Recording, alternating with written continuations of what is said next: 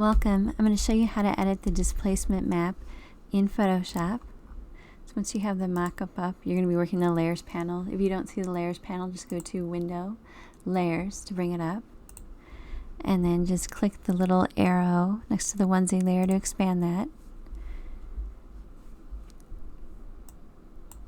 And you'll see different layers that say Design Dash.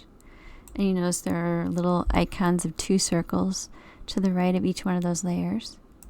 So if you just click the down arrow next to the 2 circles in the layer, it'll show you the smart filter with the displacement map.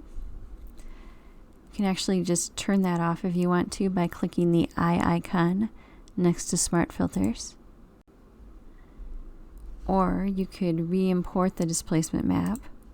To re-import it, just double click the word displace, and that'll bring up the displacement menu.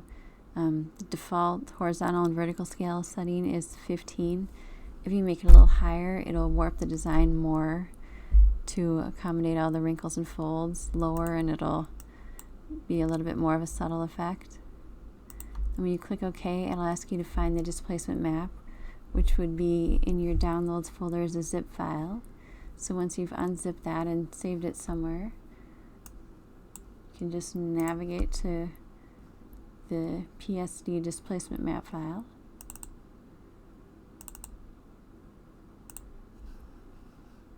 Then click on it and click Open. And it just re-imports the displacement map. And that's all there is to editing the displacement map in Photoshop.